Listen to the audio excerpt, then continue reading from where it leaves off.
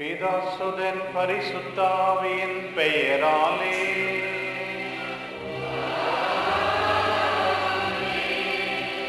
நம் ஆண்டவராகிய இயேசு கிறிஸ்துவின் அருளும் கடவுளின் அன்பும் தூயாவியின் நட்புறவும் உங்கள் அனைவரோடும் இருப்பதாக.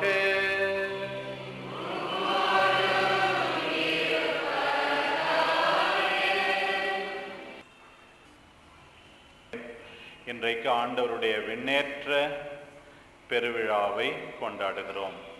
ஆண்டவர் இயேசு கிறிஸ்துவின் விண்ணேற்றம் நாம் அனைவரும் விண்ணகம் செல்ல வேண்டும் என்பதற்கு முன் அடையாளமாக இருக்கிறது. நாம் ஒவ்வொருவரும் இந்த உலக வாழ்வின் இறுதியில் இறக்க வேண்டும், உயிர்க்க வேண்டும், நம் ஆண்டவரோடு இருக்க வேண்டும் என்னும் விதத்தில் நாம் நலமே வாழ இத்திருப்பலியின் ஆசீர்வாதம் நமக்கு துணை புரிவதாக. ஒப்பில்லாத இந்த பலியில் பங்கெடுக்க நம்முடைய பாவங்கள் தடையாக இருக்கின்றன. எனவே மனம் வருந்தி மன்னிப்பு கேட்டு ஏற்புடைய விதத்தில் இத்திருப்பலியில் பங்கு பெறுவோம். எல்லாம் வல்ல இறைவனிடமும்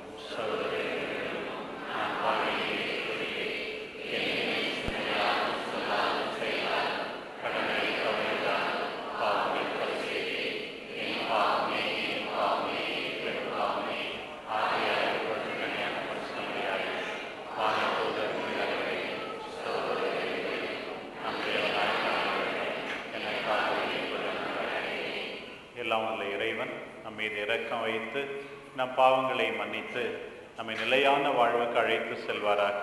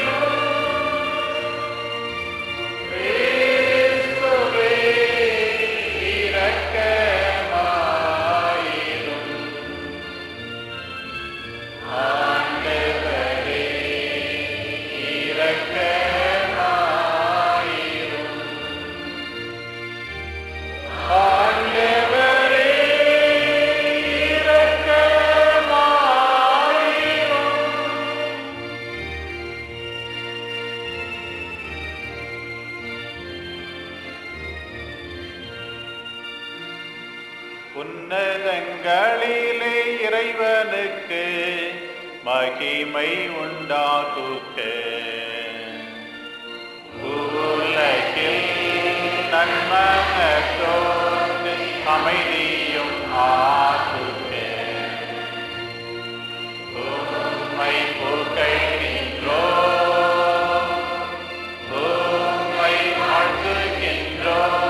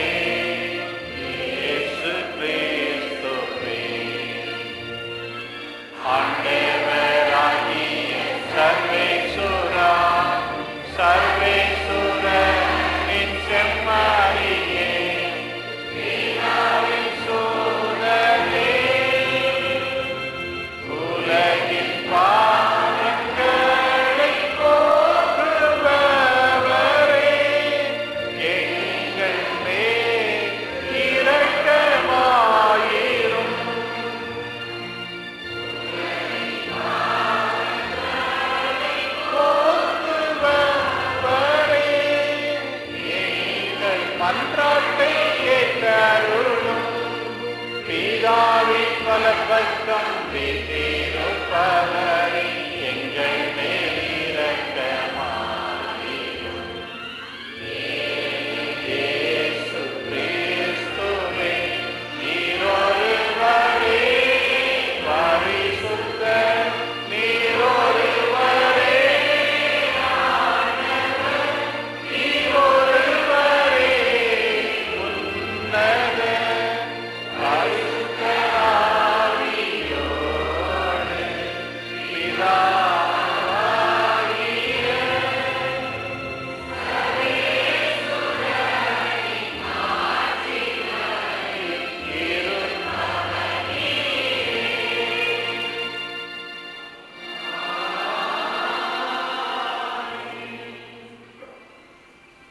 ஜெபிப்போமாக.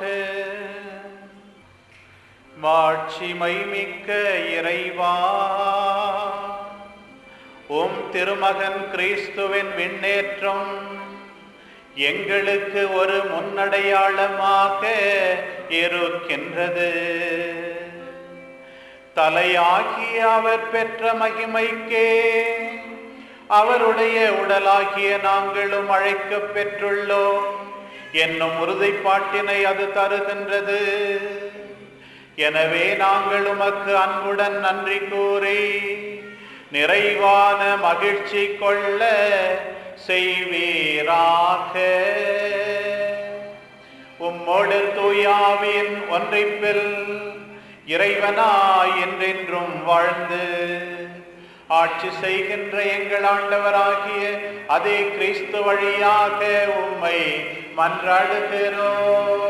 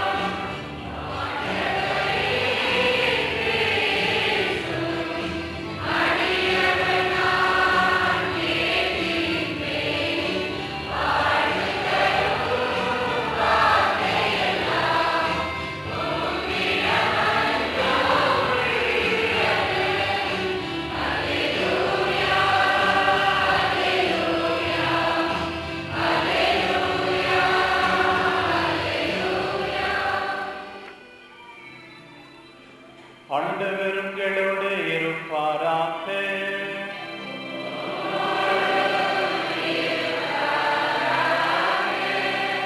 தூய மத்தேயு எழுதிய நற்செய்தியிலிருந்து வாசகம்.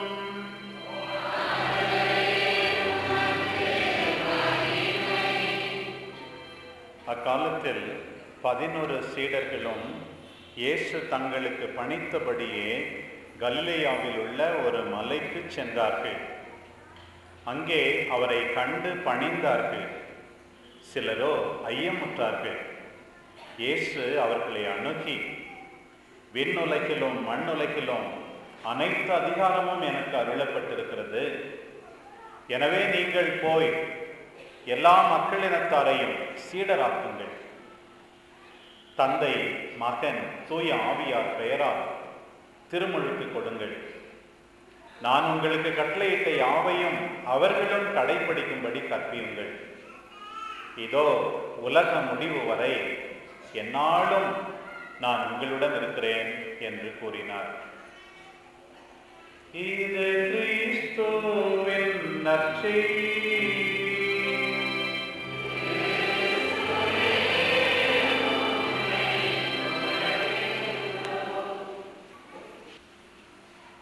ஆண்டவர் இயேசு கிறிஸ்துவில் என் பிரியமான சகோதர சகோதரிகளே,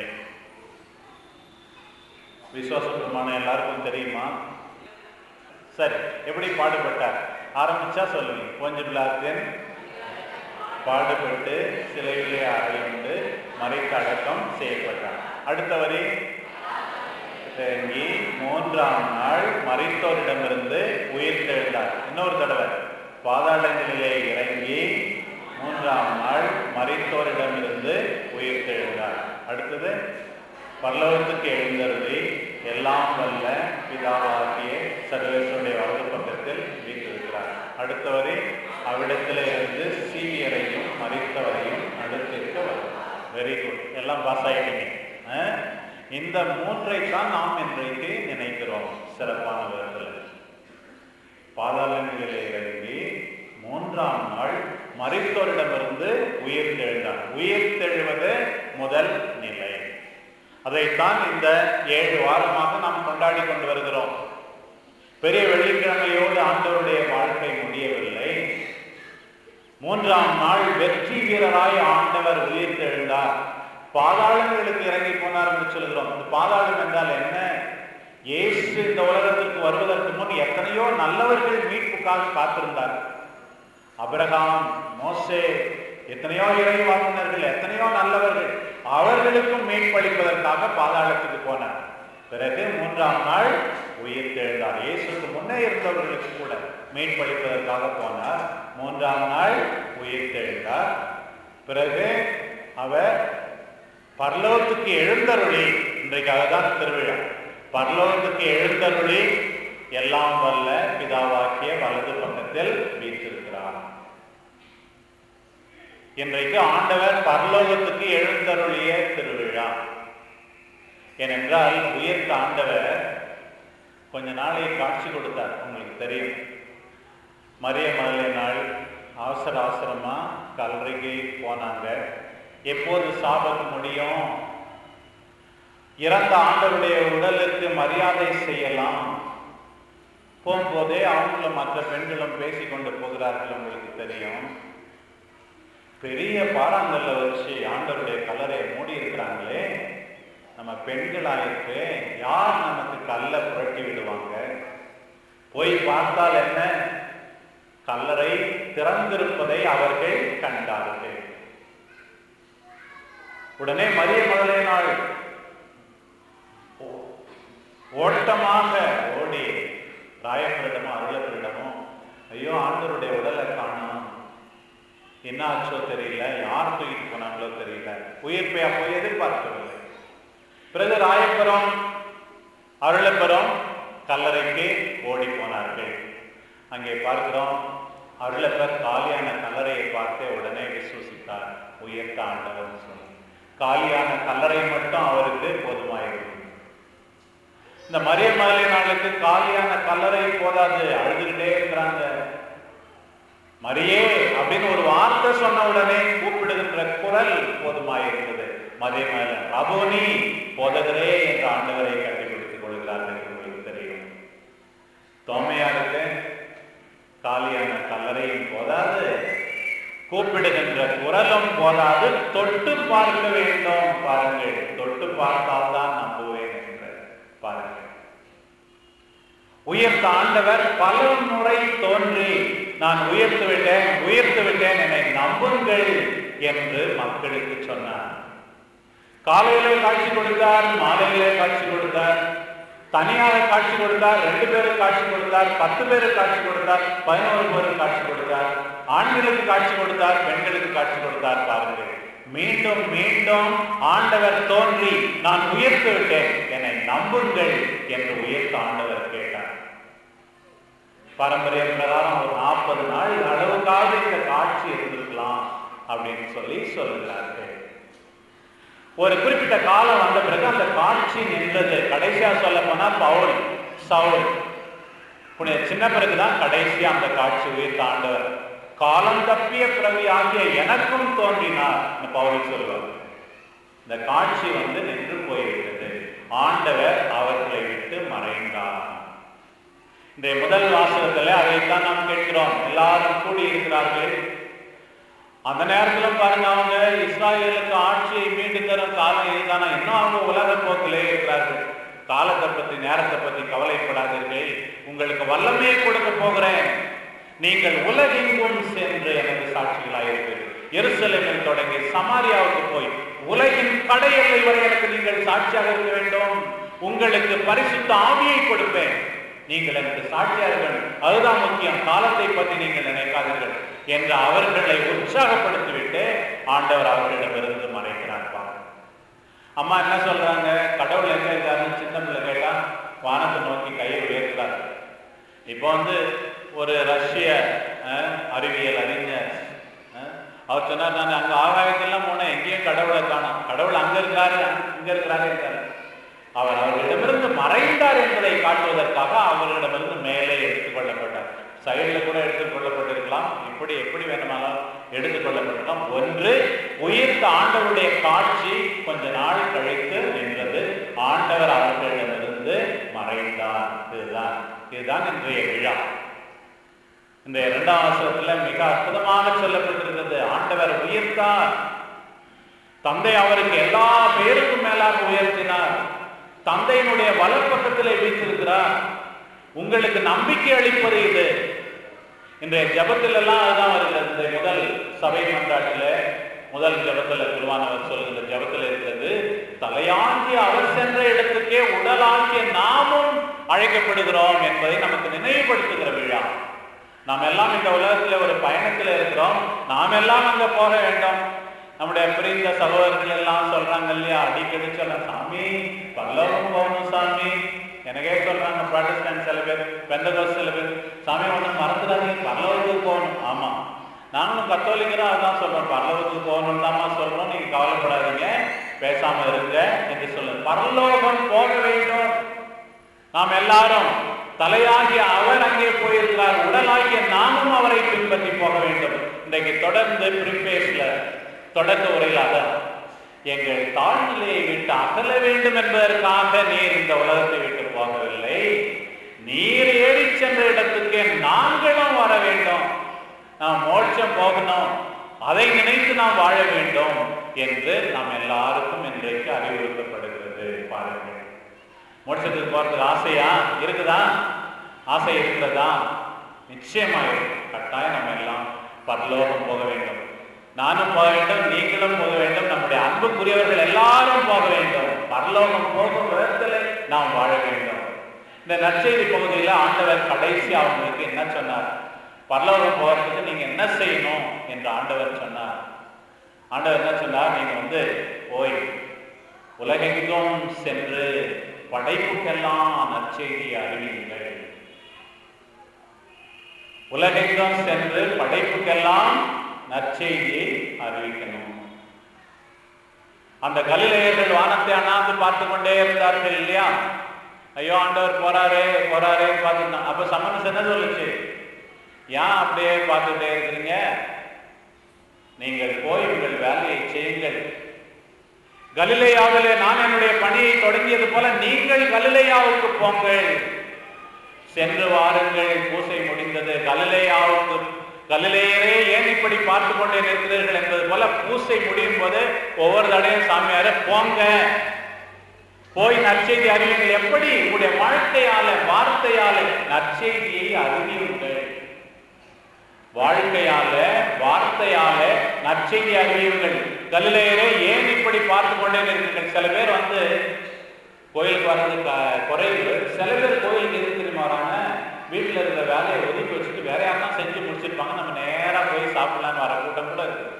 ஒரு 4-5 பேர் எதுக்கு நான் கோயிலுக்கு போறேன், வீடை பெருக்கணும், துவைக்கணும், சமைக்கணும், அதை தப்பிக்கிறதுக்காக வர கோயிலுக்கு வர கூட்டம் கூட சில சமயத்தில் இருக்கத்தான் செய்யுது. அப்படி இருக்கக்கூடாது.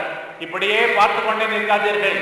ஆலயத்தை பார்த்து கொண்டே நிற்காதீர்கள். ஆண்டவரை பார்த்து கொண்டே நிற்காதீர்கள். ஆண்டவரை பார்ப்பது முதல் நிலை. சென்று ஆண்டவரை அறிவிக்க வேண்டும். உன்னுடைய உழைப்பால், உன்னுடைய வார்த்தையால், உன்னுடைய செயல்களால் உலகெங்கும் சென்று படைப்புக்கெல்லாம் நற்செய்தி அறிவியுங்கள். அப்பதான் நீ மோட்சத்துக்கு போக முடியும். இறைக்கிற கிணறு ஊரும், இறைக்காத கிணறு நாளும். உன்னுடைய விசுவாசத்தை நீ வாழ்ந்து காட்டு. வாழவில்லை என்றால் நீ நாசமா போய்விடுவாய். ஞாபகத்தில் இருக்க வேண்டும். ஆண்டவர் சொன்ன வார்த்தை, உலகை விட்டு போகும் முன், அவர்களை விட்டு பிரியும் முன் ஆண்டவர் சொல்லுகின்ற வார்த்தையை பாருங்கள் பிரியமானவர்களே. அப்புறம் ஆண்டவர் சொன்னார், போய் தந்தை, மகன், தூய ஆவியின் பெயரால், பிதாசுவன் பரிசுத்தாவியின் பெயரால் அனைவரையும் சீடராகுங்கள், திருமுழுக்கு கொடுங்கள். Make people belong to me. நீங்க போய் சும்மா இருந்த போதாது, மற்றவர்களை என்னிடம் கொண்டு வாருங்கள். உங்களுடைய வாழ்க்கையால் பாதிப்பை உண்டு பண்ணி அவர்களும் இயேசுவை அறிந்து கொள்ள செய்யுங்கள். எத்தனை பேரை இயேசுவை அறிந்து கொள்ள செய்கிறீர்கள்? உங்கள் குடும்பத்தில் இருப்பவர்கள், உங்கள் நண்பர்கள், இவர்களும் இயேசுவுக்கு சொந்தமாக வேண்டுமா? வெறும் திருமுழுக்கு கொடுப்பது மட்டுமல்ல, திருமுழுக்கு ஒரு அடையாளம், அவ்வளவுதான். அந்த திருமுழுக்கின் வழியாக மற்றவர்களை இயேசுவுக்கு சொந்தமாக்குங்கள். இருக்கிற கிறிஸ்தவங்களும் வெளியே போற மாதிரி நம்முடைய வாழ்க்கை அமையக்கூடாது. மற்றவர்களை இயேசுவிடம் கொண்டு வாருங்கள். ஆண்டவர் என்ன சொன்னார்? எல்லா அதிகாரமும் என்னிடம் இருக்கிறது, உங்களுக்கும் அந்த அதிகாரத்தை நான் கொடுப்பேன். இதோ என்னாலும் உங்களோடு இருக்கிறேன். I am with you till the end of time. ஆண்டவர் போயிட்டார். லூகாஸ் நற்செய்தி பிரகாரம் கடைசியில ஆண்டவர் போன பிறகு வழக்கமா என்ன இருக்கும்? யாருன்னா நம்மளை விட்டு பிரிஞ்சு போனா என்ன வருத்தமா தானே இருக்கும், வருத்தமா தான் இருக்கும். ஆனால் லூகாஸ் நற்செய்தி எப்படி முடிகிறது என்றால், ஆண்டவர் அவர்களிடமிருந்து எடுத்துக்கொள்ளப்பட்டார் என்று சொல்லிவிட்டு அவர்கள் மகிழ்ச்சியோடு திரும்பி வந்தார்கள். ஆண்டவர் விண்ணகம் சென்ற பிறகு அவர்கள் மகிழ்ச்சியோடு திரும்பி வந்தார்கள். ஆண்டவர் போகிறார், ஆனால் இருக்கிறார். மத்தேயு நற்செய்தி சொல்கிறது, இதோ எந்நாளும் உங்களோடு இருக்கிறேன், என்னுடைய பிரசன்னம் இருக்கிறது. மார்க்கு நற்செய்தியில நான் வாசிக்கிறோமே, ஆண்டவர் அவங்களை படகுல போக சொன்னார். அவர் தனியா போய் மலையில ஜெபித்துக் கொண்டிருந்தார். திடீர்னு பார்த்தா கடல்ல புயல் காற்று வீசுகிறது, படகு தத்தளிக்கிறது தண்ணீரில. அப்போது ஆண்டவர் திடீரென்று இருக்கிறார். போய்விட்டு ஆண்டவர் மலைக்கு போய்விட்டு ஆண்டவர் திடீரென்று அங்கே இருக்கிறார். ஆண்டவர் போகிறார், இருக்கிறார். என்றைக்கும் கூட வல்லமையுள்ள அவருடைய வார்த்தையின் வழியாக ஆண்டவர் இருக்கிறார். திவ்ய நற்கருணையில் அவருடைய அன்பு பிரசன்னத்தினால் ஆண்டவர் இருக்கிறார். நம்முடைய சகோதர சகோதரிகளே நம் ஆண்டவர் இருக்கிறார். பரிசுத்த ஆவி நமக்கு கொடுத்ததன் வழியாக ஆண்டவர் இருக்கிறார். இதோ எந்நாளும் உங்களோடு இருக்கிறேன். ஒரு வித்தியாசமான பிரசன்னத்தில் இருக்கிறார், உடலோடு இல்லை, வித்தியாசமான பிரசன்னத்தில். அதே மரிய மரியாதை பற்றி உங்களுக்கு தெரியும். மரியே என்று கூப்பிட்ட உடனே ராபோனி, போதகரே என்று கட்டி பிடித்துக் கொள்கிறார் அவருடைய பாதத்தை. மரிய மரியாதை, என்னை இப்படி பற்றி பிடித்துக் கொள்ளாதே, ஏனென்றால் நான் இன்னும் என்னுடைய தந்தையிடம் செல்லவில்லை. பாருங்கள், வழக்கமா என்ன இருக்கும்?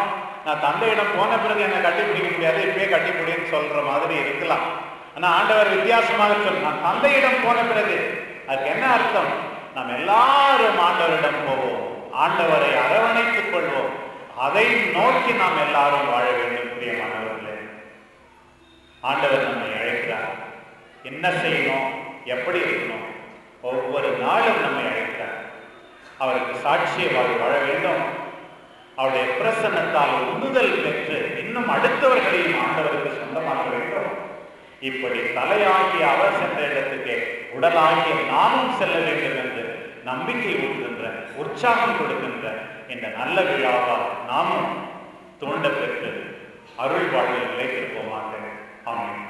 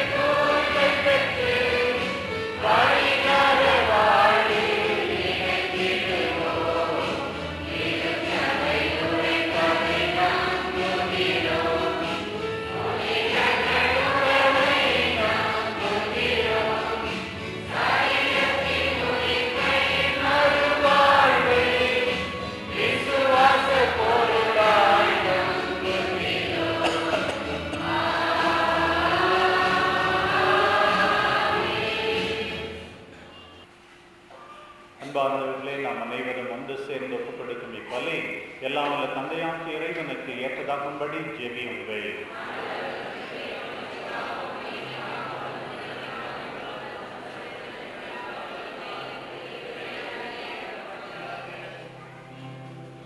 விண்ணக தந்தையே இறைவா, உம் திருமகனின் மாண்புமிக்க விண்ணேற்றத்தை முன்னிட்டு நாங்கள் தாழ்மையோடு இக்காணிக்கைகளை கொண்டு வந்துள்ளோம். இவை வழியாக நாங்கள் எங்களையே உமக்கு அளித்து உம்முடைய திருமகனை உம்மிடமிருந்து பரிசாக பெற்றுக் கொள்கின்ற இந்த புனிதமிக்க பரிமாற்றத்தால் இறை அரசுக்குரியவற்றையே நாடச் செய்தருளும். எங்கள் ஆண்டவராகிய கிறிஸ்து வழியாக உம்மை மன்றாடுகிறோம்.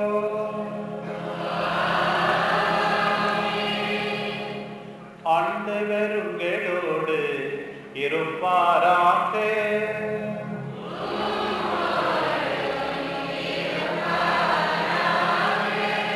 இதயங்களை ஆண்டவரிடம் எழுப்புங்கள்.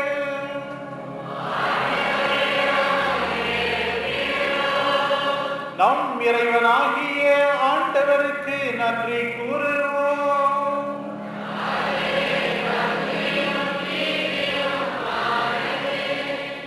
ஆண்டவரே தூயவரான தந்தையே, என்றும் வாழும் எல்லாம் வல்ல இறைவா, எங்கள் ஆண்டவராகிய கிறிஸ்து வழியாக எந்நாளும் எவ்விடத்திலும் நாங்கள் உமக்கு நன்றி செலுத்துவது மெய்யாகவே தகுதியும் நீதியுமாகும். எங்கள் கடமையும் மீட்புக்குரிய செயலுமாகும். ஏனெனில் ஆண்டவராகிய இயேசு மகிமையின் மன்னர், பாவத்தையும் சாவையும் தோற்கடித்த வெற்றி வீரர், வானதூதர் வியப்புரையின்று வானங்களின் உச்சிக்கு ஏறிச் சென்றார். கடவுளையும் மனிதர்களையும் இணைப்பவரும் உலகிற்கு தீர்ப்பிடுகிறவரும் வல்லமை மிக்க வானணிகளின் ஆண்டவரும் அவரே. இவ்வாறு அவர் ஏறி சென்றது எங்கள் தாழ்நிலையை விட்டு அகல வேண்டும் என்பதற்காக அன்று, மாறாக எங்கள் தலைவரும் முதல்வருமாகிய அவர் முன்னரே சென்றாவிடத்திற்கு நாங்களும் பின்தொடர்ந்து செல்வோம் என்பதற்காகவே. ஆகவே வானதூதர் புனிதர் அனைவரோடும் சேர்ந்து நாங்களும் உம்மை புகழ்ந்து முடிவின்றி பாடுவதாவது: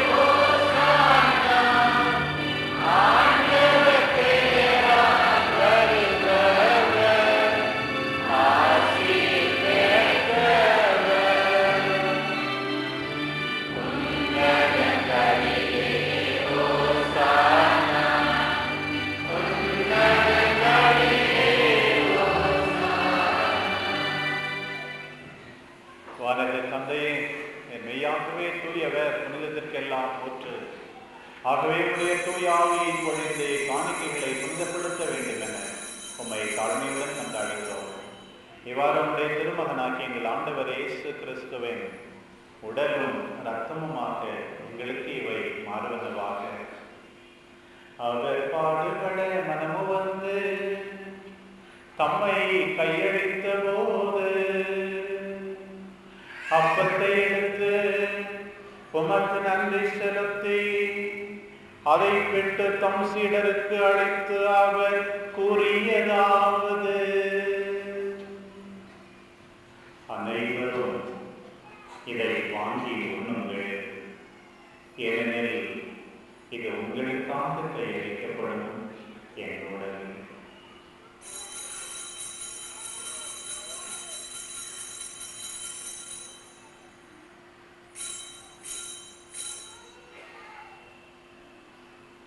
அவ்வண்ணமே உணவருந்திய பின் கிண்ணத்தை எடுத்து மீண்டும் உமக்கு நன்றி செலுத்தி தம் சீடருக்கு அளித்து அவர் கூறியதாவது: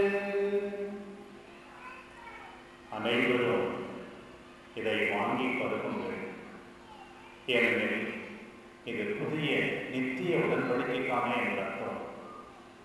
இது பாவமன்னிப்புக்கென்று உங்களுக்காகவும் எல்லாருக்காகவும் செல்லப்படும். இதை என் நினைவாக செய்யுங்கள்.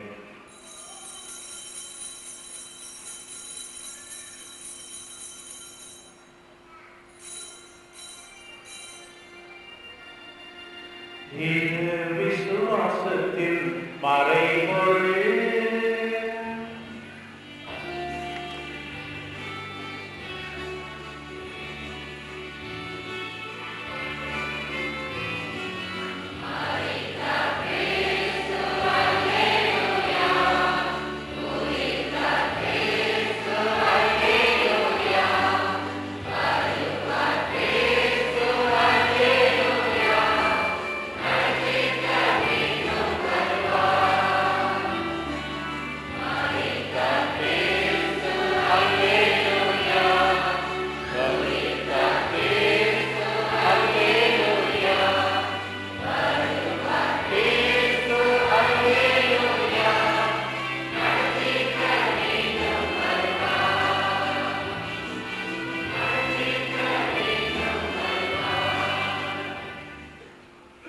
ஆகவே இறைவா,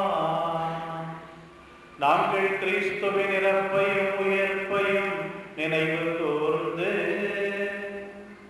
வாழ்வு தரும் அப்பத்தையும் மீட்பளிக்கும் கிண்ணத்தையும் உமக்கு ஒப்புக் கொடுக்கின்றோம். உம் திருமுன்னிருந்து ஒழியும் புரிய தகுதியுள்ளவரென எங்களை ஏற்றுக்கொண்டீர். எனவே உமக்கு நன்றி செலுத்துகின்றோம். மேலும் கிறிஸ்துவின் உடலிலும் இரத்தத்திலும் பங்கு கொள்ளும் எங்களை தூய ஆவியோடு சேர்க்க வேண்டும் என தாழ்மையுடன் மன்றாடுகின்றோம். இறைவா, உலகெங்கும் பரவியிருக்கும் உமது திருச்சபையை சிறப்பாக எங்கள் திருத்தந்தை 16ஆம் பெனடிக்ட், எங்கள் பேராயர் பெர்னார்ட் மருசாண்டகை, என்னை ஆயர்கள், குருக்கள், அந்நியர்கள், பொதுநிலையினர் யாவரையும் நினைவு கொள்கிறோம். எங்கள் அனைவரையும் அன்பின் நிறைவை அடைய செய்கிறோம். தந்தையே, உயிர்த்தெழும் நம்பிக்கையுடன் இறந்து போன எங்கள் சகோதர சகோதரிகளையும் இறந்தோர் அனைவரையும் நினைவு கொண்டு ஒளிமிக்கும் திருமணம் ஏற்றுக்கொள்ளும். இங்கே கூடியிருக்கிற எங்கள் அனைவர் மீதும் எங்கள் குடும்பங்கள் மீதும் இரக்கமாகும்.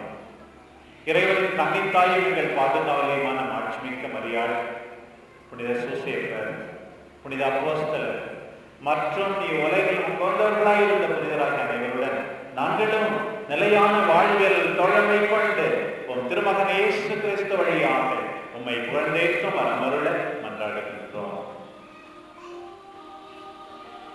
இவர் வழியாக, இவரோடு, இவரில் எல்லாம் வல்ல இறைவனாகிய தந்தையே,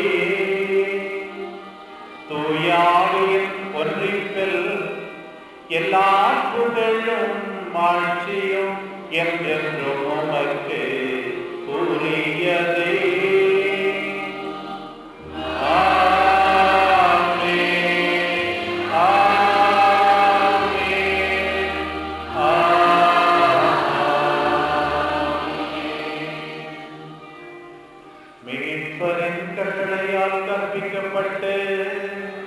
தேவ படிப்பினையால் பயிற்சி பெற்ற நாம் துணிந்து பாடுவோம்.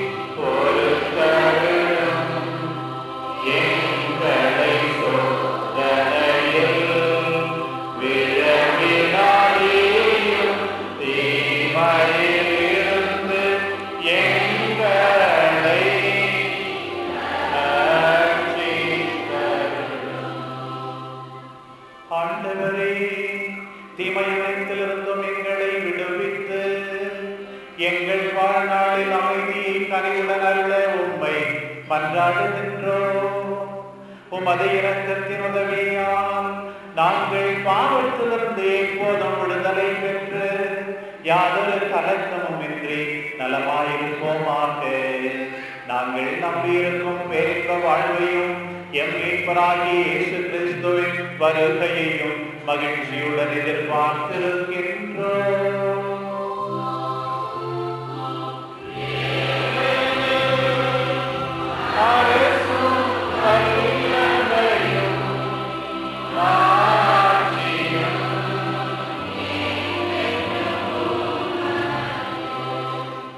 ஆண்டவராகிய இயேசு கிறிஸ்துவே, அமைதியை உங்களுக்கு விட்டு செல்கின்றேன், என் அமைதியையே உங்களுக்கு அளிக்கின்றேன் என்றும் அப்போஸ்தலர்களுக்கு மொழிந்தீரே. எங்கள் பாவங்களை பாராமல் உமது திருச்சபையின் விசுவாசத்தை கண்ணோக்கி அதற்கு அமைதியையும் ஒற்றுமையையும் தந்தருள திருவுள்ளம் கொள்வீராக. என்றென்றும் வாழ்ந்து ஆட்சி செய்கின்றவர் நீரே.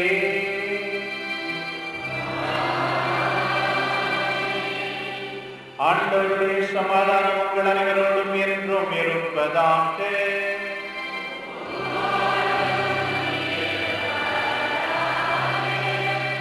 ஒருவருக்கொருவர் சமாதானத்தை அறிவித்துக் கொள்வோம்.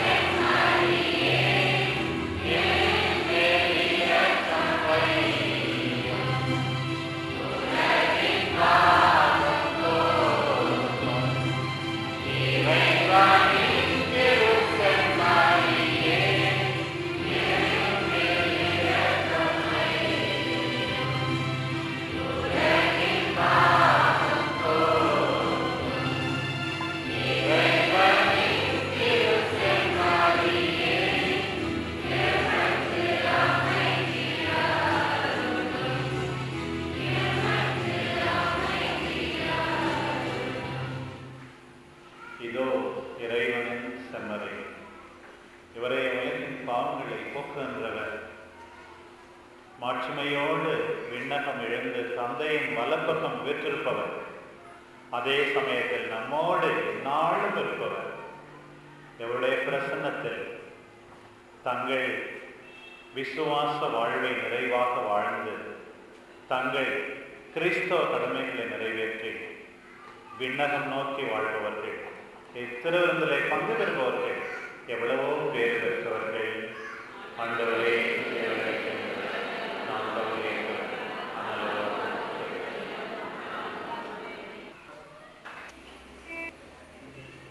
ஜெபிப்போமாக.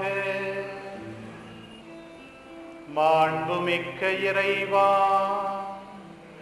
உம்முடைய திருமகனாகிய இயேசு கிறிஸ்துவின் விண்ணேற்றத்தில் எங்கள் மனித இயல்பும் மாண்புற்றதை நினைவு கூர்ந்து நாங்கள் உமக்கு நன்றி செலுத்துகின்றோம். உடலோடு விண்ணகம் சென்ற அவர் உண்மையிலேயே அருள் வாக்கிலும் அருட்சாதனத்திலும் அயலாரிலும் அவனி முழுவதிலும் உடனிருக்கிறார் என்பதை நாங்கள் ஏற்றுக்கொண்டு அவர் மாட்சிமையில் மீண்டும் வரும் வரை எங்கள் பணியில் நம்பிக்கையோடு ஈடுபட்டு உழைக்க அருள் செய்தருளும். எங்கள் ஆண்டவராகிய கிறிஸ்து வழியாக உம்மை மன்றாடுகிறோம். ஆண்டவர் உங்களோடு இருப்பாராக.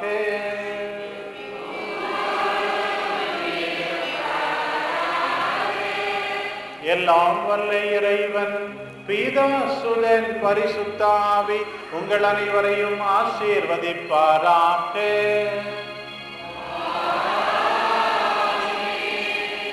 சென்று வாருங்கள், திருப்பலி முடிந்தது. அல்லேலூயா அல்லேலூயா.